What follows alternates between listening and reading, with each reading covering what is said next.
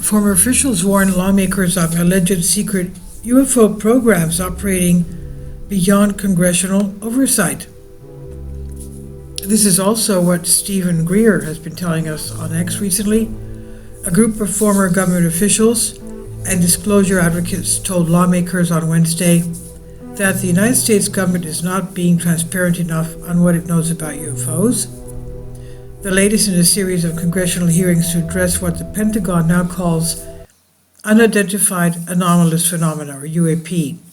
The joint session held by Subcommittee on Cybersecurity, Information Technology and Government Innovation, and the subcommittee, it was chaired by Representative Nancy Mace, Republican, South Carolina, and the Subcommittee on National Security, the Border, and Foreign Affairs, chaired by Representative Glenn Grothman, Republican, Wisconsin.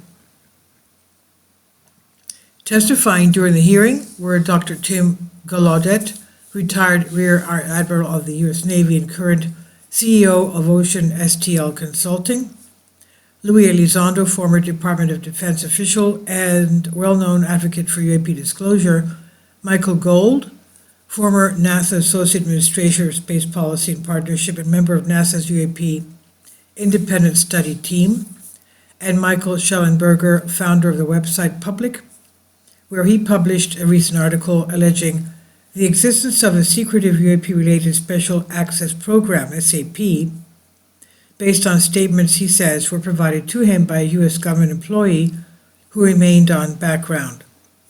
During opening remarks provided at the outset of the session, Representative Mace alluded to pushback she reportedly received in advance of holding the hearing, adding that congressional efforts to understand the full scope of the U.S. government's involvement with UAP investigations have had only limited success.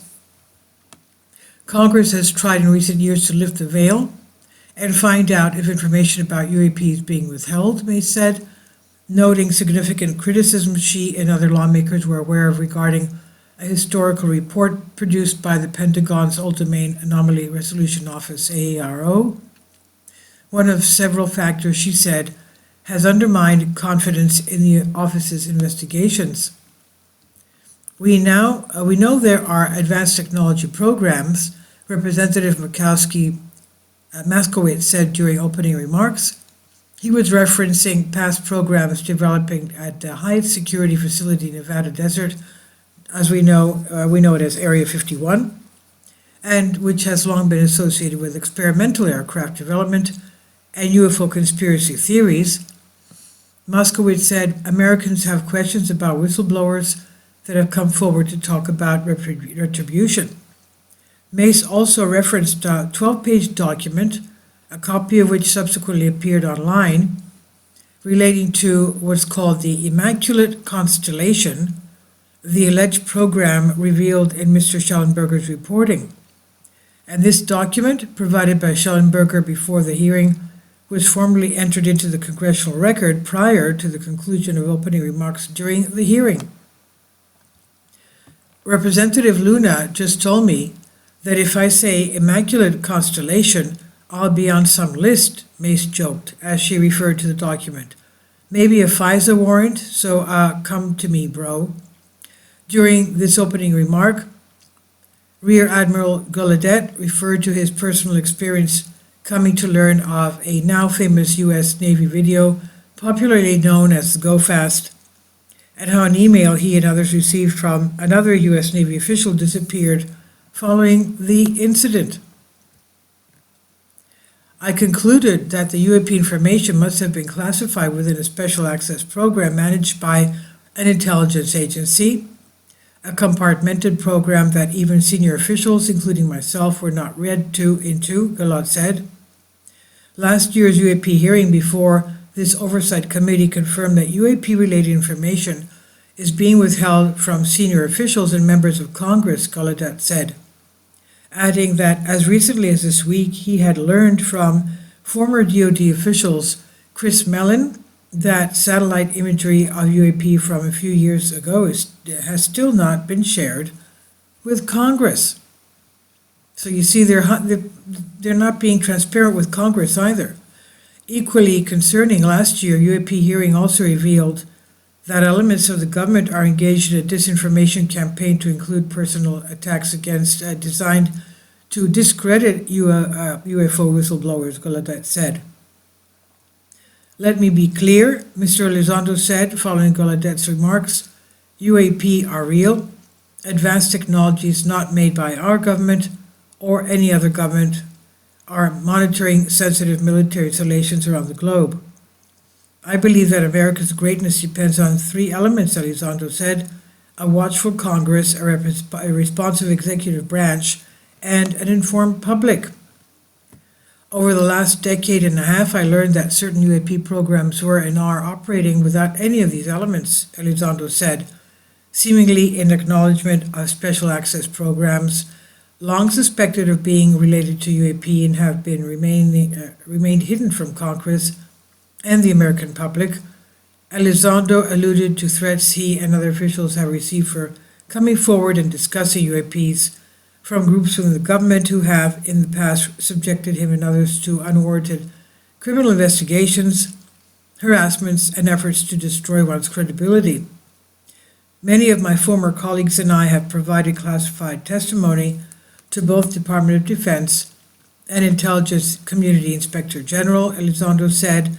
Many of us have subsequently been targeted by this cabal with threats to our careers, our security clearance, and even our lives, he said. This is not hyperbole, but a genuine fact, Elizondo said, and this is wrong. In his opening statement, Mr. Schellenberger discussed UAP whistleblowers' claims he learned of from sources who spoke with him on backgrounds, some of whom have asserted the U.S. executive branch has managed UAP programs and related issues for decades without congressional oversight. The claims primarily involved an alleged secret Department of Defense program called Immaculate Constellation, said to be a strategic intelligence initiative consolidating data from classified military sensors to capture high-quality imagery and atmospheric effects associated with UAPs. Schellenberger argued that U.S. intelligence officials are stonewalling the release of such information on UAP, even some that may not be damaging to U.S. national security. The intelligence community is treating us like children, he said. It's time for us to know the truth about this. I think that we can handle it.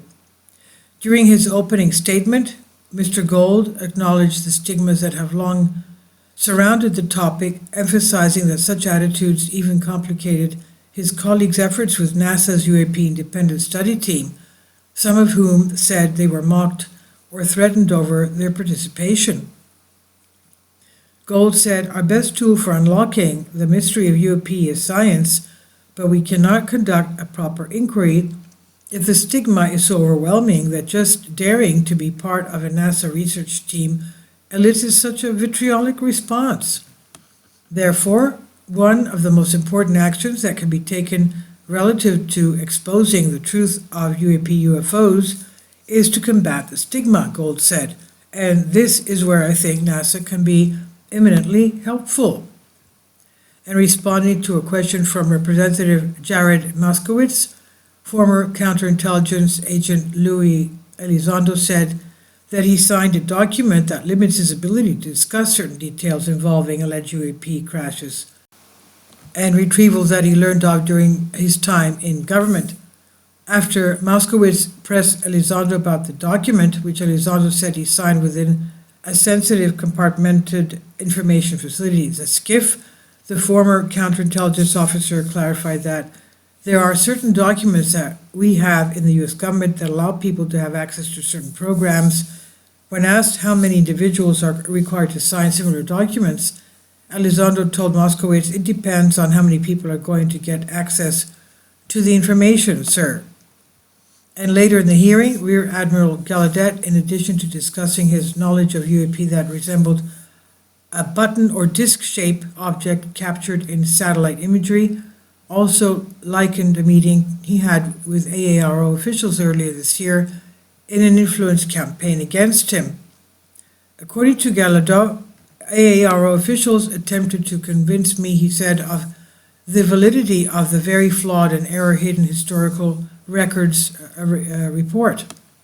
He said, in addition, they tried to have me question very valid UAP reports like the Tic Tac incident, even urging him to consider the possibility that the Tic Tac was American technology. Gallaudet said AARO officials also attempted to discredit various UAP whistleblowers during that meeting.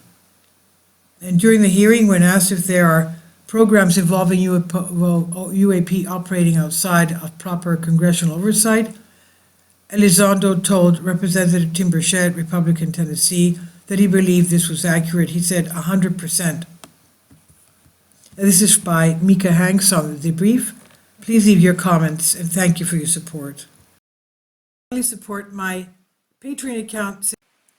The daily posts are 5 videos daily, and they are totally different from what I have on my YouTube channel. Thank you so much for your support and that you find all my content so interesting. You'll find the Patreon account details in the description box below.